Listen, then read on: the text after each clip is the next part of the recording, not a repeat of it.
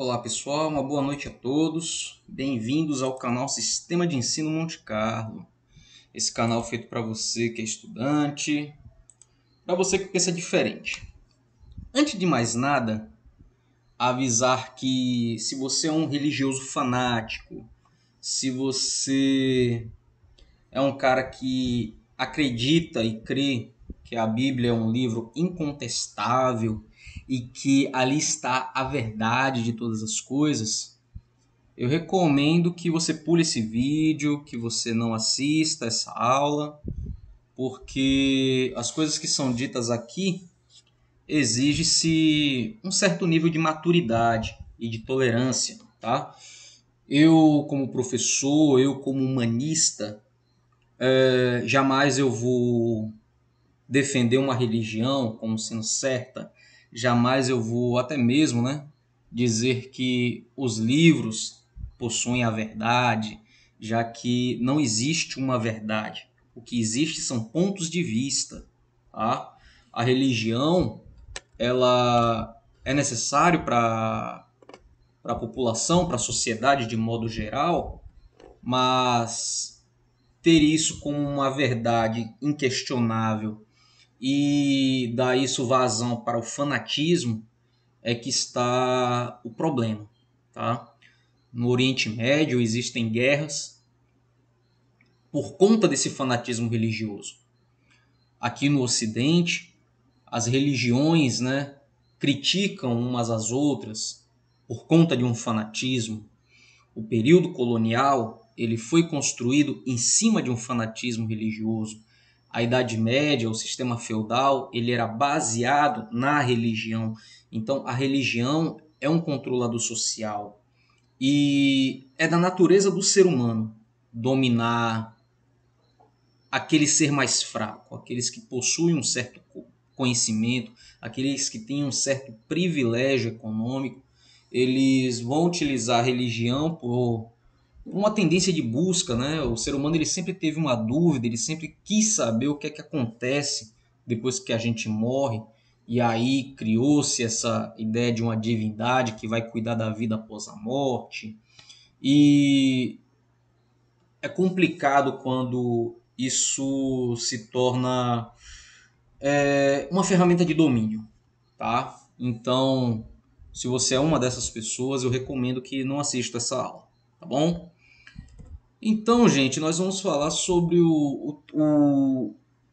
esse Deus do Antigo Testamento que é defendido pelos católicos, pelos protestantes, pelo povo judeu, né? E partindo do princípio, né? Já que a gente está falando da Bíblia, o livro do Gênesis, o primeiro livro do Pentateuco, ele é uma cópia de muitos textos antigos, né? Então, se você entende, né? Ou se você foi levado a entender que Moisés escreveu, né, o Pentateuco, pode até ser, mas qual a sua fonte de inspiração, né? Então, o livro do Gênesis ele é uma cópia de muitos textos antigos, como por exemplo o Enuma Elish, que é o texto mais antigo e sagrado da região da Mesopotâmia, que por sua vez são registros muito anteriores ao surgimento do povo hebreu, cuja história se inicia somente no ano 3760 a.C. Tá, e onde é que Moisés entra nessa história? Se você conhece um pouco de história bíblica, se você conhece um pouco de teologia, você há de concordar comigo que Moisés foi o primeiro profeta da sociedade judaica, né? Aquele que Deus tenha levantado para libertar o seu povo do cativeiro, e ele teve instrução egípcia. Então os egípcios, as escolas egípcias, como toda instituição acadêmica, têm seus livros base, estudam outras culturas. Então é toda essa carga de instrução que Moisés tem na sua vida intelectual e a qual ele vai utilizar para construir o Pentateuco. O Enuma Elixir seria mais tarde a inspiração para os escribas hebreus que criaram o texto base para o livro do Gênesis, durante a sua estada como cativo após a destruição de Jerusalém e do primeiro templo judaico, isso no ano de 586 a.C., na gestão de Nabucodonosor II, rei da Babilônia. Antes do século XIX, a Bíblia era considerada o livro mais antigo do mundo e suas narrativas eram consideradas completamente originais, isso do ponto de vista da Igreja medieval. Em meados do século XIX, no entanto, museus europeus e instituições acadêmicas e religiosas, elas patrocinaram escavações arqueológicas na Mesopotâmia para encontrar evidências físicas, para encontrar evidências históricas da veracidade, da comprovação dos escritos bíblicos. Só que essas escavações encontraram o oposto.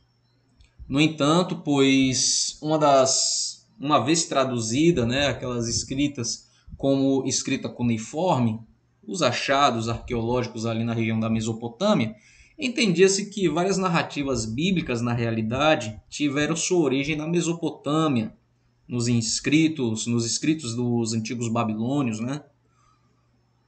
Histórias famosas como a queda do homem e o dilúvio foram originalmente concebidas e escritas na Suméria, traduzida e modificada posteriormente na Babilônia e retratadas pelos assírios antes de serem usadas pelos escribas hebreus para as versões do livro do Velho Testamento. Observe que até o Velho Testamento, antes deles, outras sociedades, outras civilizações já tinham ideias semelhantes, né, sobre o dilúvio, sobre a queda, né, a decadência do ser humano, isso à luz de uma divindade criadora.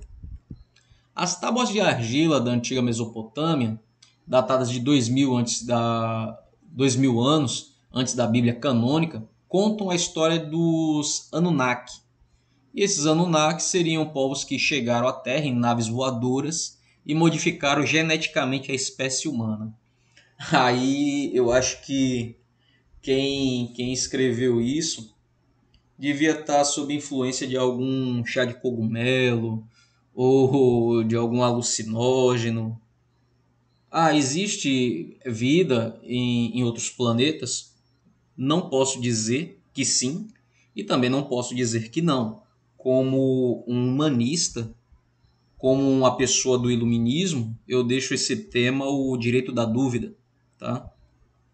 Quando alguém percebe que o Deus do Antigo Testamento, Yahvé, não era outro senão a divindade local da cidade suméria de Ur, cujo nome era Enlil, a verdade ela é revelada ou surge um novo prisma de entendimento. Enlil e seus vários parentes, né, consequentemente parentes deuses, eram venerados como próprios deuses em vários templos na cidade de Nínive, na cidade de Assur, em Ur dos Caldeus, que era a cidade de Abraão, só para citar algumas dessas cidades, né, da Mesopotâmia. Os registros sumérios revelam que Adão e Eva não foram criados por Deus, mas foram geneticamente modificados pelos Anunnakis. Os sumérios alegaram que todos os aspectos da civilização foram ensinados a eles pelas divindades que eram adoradas nos templos da Mesopotâmia. O conhecimento detalhado sobre o plano orbital da Terra, o eixo de inclinação, forma esférica e comportamento de precessão de seu equinócio era de conhecimento das divindades sumérias, que também foram creditadas pela construção do zodíaco. Aqui um achado arqueológico que dá uma noção do que seria o sistema solar, né? As divindades da Mesopotâmia, que tinham esses conhecimentos foram passados para as pessoas. Outros textos suméricos descrevem as cores de Urano e Netuno, o que a ciência moderna só descobriu, por assim dizer, recentemente, né? com a criação de telescópios superpotentes e tal. Comparando esse nível detalhado de conhecimento na Suméria com aquele possuído na Europa durante a Idade Média, a gente consegue ter alguns parâmetros. Por exemplo, os cientistas do Iluminismo, eles debatiam com as autoridades da Igreja Católica medieval sobre a forma da Terra, né? Se a Terra era plana, se a Terra era esférica, enquanto o povo da Suméria e de outras regiões vizinhas já tinham a noção ou já acreditavam, através de seus estudos e pelos ensinamentos, né, desses supostos deuses, de que a Terra era esférica. Eles tinham, além do mais, conhecimento avançado de matemática, eles conheciam a metalurgia, eles dominavam códigos civis de conduta e produziram muitas das invenções utilizadas pelas civilizações até então, tá? Enquanto a igreja medieval ela estava preocupada em controlar a população e manter no topo da pirâmide o clero e a monarquia absoluta e manter a população menos esclarecida sobre o jugo da religião, os sumérios, muito anteriores a eles, os povos da Mesopotâmia, estavam mais preocupados em entender o cosmos e desenvolver as suas tecnologias e seus conhecimentos. A correlação entre o Deus do Antigo Testamento e o Deus dos Sumérios ela é aparente. O Deus sumérico da tempestade em Enlil pode ser considerado o Deus da ira e da vingança do Antigo Testamento. Só para se ter uma noção, e isso seria uma escapatória para esse fanatismo religioso, essa religião opressora. E na atualidade, né, quando se entende que o capitalismo ele impere e é poderosamente articulado dentro da religião, onde líderes religiosos, sejam católicos ou protestantes, têm feito fortunas e erguido impérios em nome de uma fé e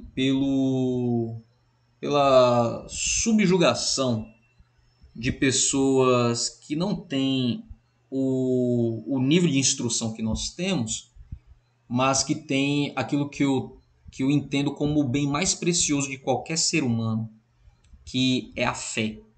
Tá? E quando uma pessoa chega numa religião procurando um resultado para um problema, é porque ela já não tem... Ela já bateu em tanta porta, ela já recorreu a tantas situações, que a sua última esperança é acreditar numa divindade, né? E esse resultado ele é adquirido, ele é conquistado não por causa da religião em si, mas a fé da pessoa. É nisso que eu acredito. Eu acredito na capacidade do ser humano de questionar, de investigar e de produzir. Abro um parênteses, tenho as minhas crenças, mas que não seja dito que eu queira fundar uma religião ou alguma coisa desse tipo. Não, isso aí fica a cargo de outras pessoas que têm até mais tempo e criatividade para isso, não é o meu caso. Mas que existe uma divindade criadora, criativa e que cuida de todos nós, isso é fato. Mas se é o Deus cristão, se é o Deus católico, se é o Deus judaico, se é o Deus da mitologia africana, se é o Deus da mitologia europeia, não saberia eu dizer. Acho que esse grande mistério da vida só vai ser esclarecido quando nós mesmos tivermos a nossa própria experiência da vida após a morte, né? Mas até lá fica aí a possibilidade de conhecer outras culturas, conhecer outras civilizações anteriores às nossas e ter uma mente mais esclarecida para que não venhamos a ser utilizados como massa de manobra. Então, turma, essa foi nossa videoaula de hoje. Espero que tenha sido rica e instrutiva para todos vocês. Dúvidas, sugestões, deixa aí nos comentários. Se você chegou até aqui, considere se tornar inscrito do canal. O seu like também é de suma importância. É o seu like que mostra ao YouTube a relevância dos nossos conteúdos aqui para a plataforma. Fiquem todos bem e até uma próxima.